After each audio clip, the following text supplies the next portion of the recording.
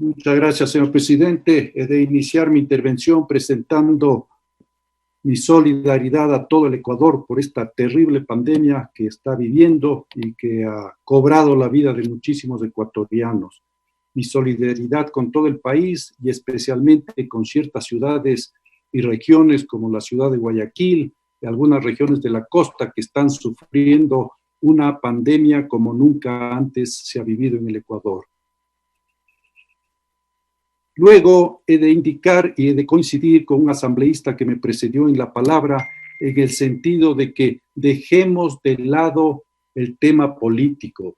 Si bien es cierto, muchos asambleístas tienen una fijación seguramente en las elecciones del 2021, este es el momento de centrarnos en lo que se nos ha pedido, que analicemos esta ley de carácter económico urgente, ley de ayuda humanitaria, para ver de qué manera contribuimos en esa obligación que tenemos como Asamblea Nacional a mejorar la misma y a presentar alternativas a los ciudadanos ecuatorianos.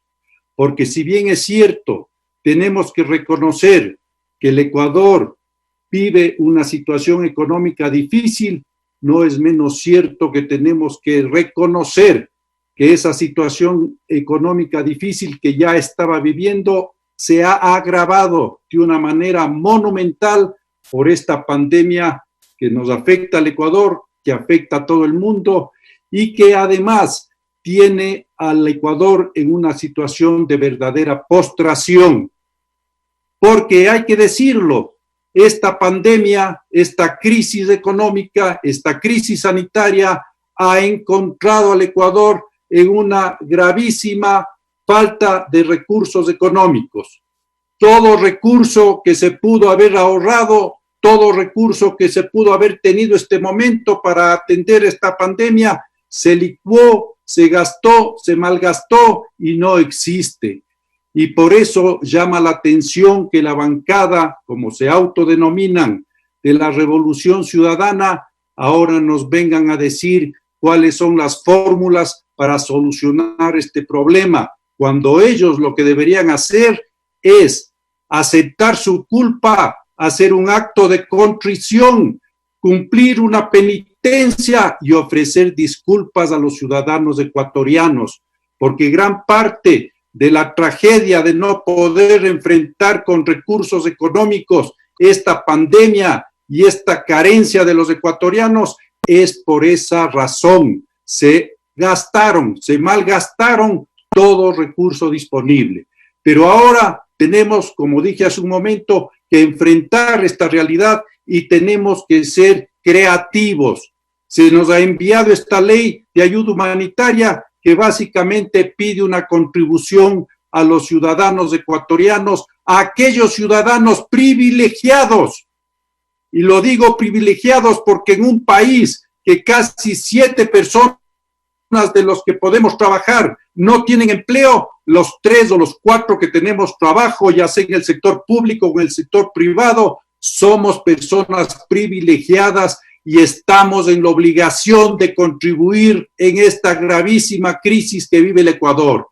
Y la comisión ha hecho su trabajo, hay que decirlo. Hemos tenido sesiones de hasta 10 horas conociendo cuáles son los pormenores de esta ley, conociendo y escuchando a los actores sociales, a los funcionarios públicos para sacar las mejores conclusiones.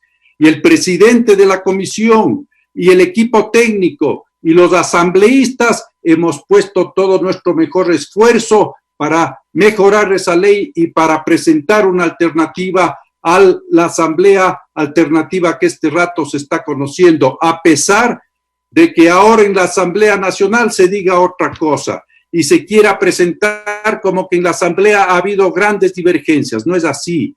Hemos trabajado de manera conjunta y ahí están las alternativas. Esta ayuda que se pide a los trabajadores, ya sean del sector público o del sector privado, se tendrá que revisar. Si no se arranca la tabla desde los $700 porque tal vez esta base es muy baja y la podemos aumentar para que menos ciudadanos que no tienen una situación económica adecuada no tengan que contribuir. Bueno, pues habrá que revisar. Pero hace un momento se decía que porque nosotros hemos incluido, y yo fui el que solicité aquello, de que todo el sector público, excepto el sector de la salud, contribuya, es una ley discriminatoria. Todo lo contrario.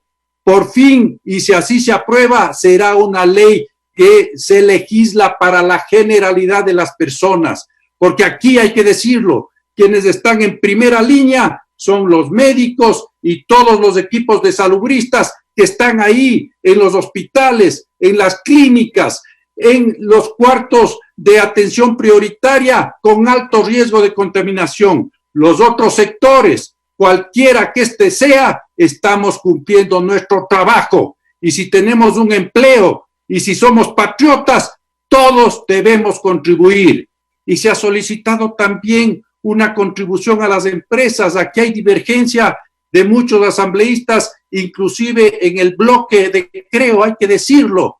Yo personalmente creo que ciertas empresas que han tenido utilidades, que han hecho un patrimonio, deben contribuir. Este es el momento de la patria. La patria se cae en pedazos, no hay recursos, porque es muy fácil decir, hay que ir a los organismos multilaterales y hay que pedir 10,000 millones de dólares.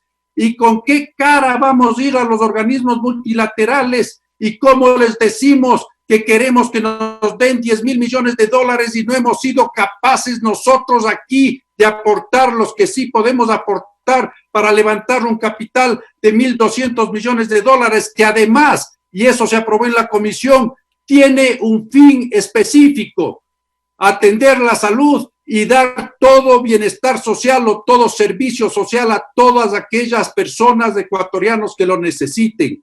Esa es la realidad de esta ley.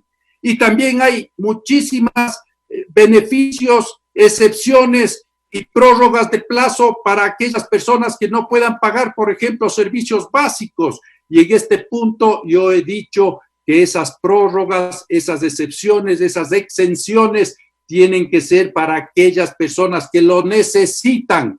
No puede legislarse de manera indiscriminada, porque caso contrario estaríamos generando un problema más adicional a esas empresas que brindan servicios y que si no tienen un ingreso por el servicio que prestan van a tener problemas. Sí, dar todas las facilidades que necesitan a aquellas personas que lo necesitan, no a aquellos que no necesitamos. Los que podamos pagar, debemos pagar.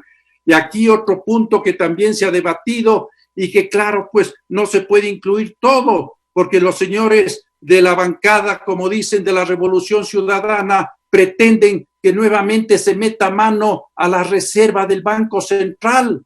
Hay que decirlos, ya liquidaron la reserva del Banco Central. Cuando ustedes estaban en el gobierno había 7,000 millones de dólares en reserva. Se sacaron alrededor de 5,000, 6,000 millones. Este rato hay una exigua reserva monetaria de 2,000 millones de dólares. No podemos echar mano a eso porque ese no es dinero del gobierno. Ese es dinero de los gobiernos autónomos descentralizados que tienen sus cuentas en el Banco Central y de los depositantes, de aquellos ciudadanos a los que ustedes dicen defender. Y si autorizamos al gobierno que meta mano en la reserva monetaria, estaríamos liquidando el último fondo que tenemos, porque ya se comieron el fondo del Seguro Social, ya se comieron el fondo del IES, ya se comieron otros fondos y ahora la reserva monetaria. No es posible, tenemos que actuar con cautela. Y también pretenden bajar las tasas de interés a través de decreto. Eso funciona en gobiernos totalitarios, en democracias eso no funciona, y que no se piense que yo estoy de acuerdo o que estoy pidiendo que no se bajen las tasas, pero eso tiene que hacerse de común acuerdo. La banca, una vez que analice la situación, una vez que pueda bajar el costo pasivo de la tasa, podrá bajar la tasa activa. Si nosotros pretendemos dar normas y pedir que la banca baje por decreto las tasas, podemos generar una grave crisis en el país. Finalmente, Ya se lo ha dicho aquí y lo reitero, este es un informe. Aquellos asambleístas de nuestra comisión que dijeron que no se ha votado por tal o cual artículo, no están ajustándose a lo que sucedió en la comisión.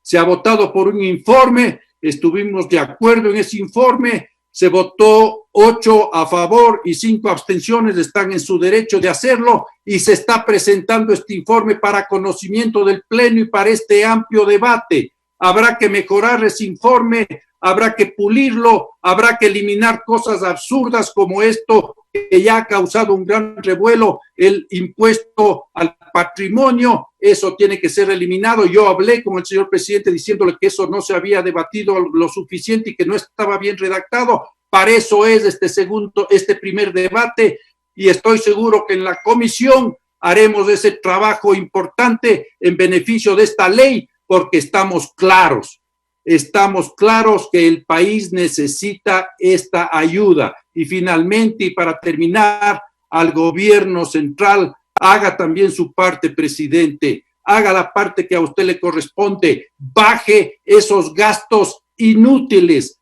pare ese desangre de la economía del país en gastos innecesarios, entremos en una austeridad draconiana y luchemos en serio contra la corrupción. Vamos a sacar esa ley que el país necesita con el aporte de todos, pero pensando fundamentalmente en el país y beneficiando a los ciudadanos ecuatorianos y no a través de decretos y leyes demagógicas y populistas, eventualmente generar un problema mayor que el que actualmente lamentablemente vive nuestra patria. Muchísimas gracias, señor presidente. Muchas gracias, colegas asambleístas. Fernando Callejas, asambleísta por Tungurahua, es quien concluyó en estos instantes el uso de la palabra.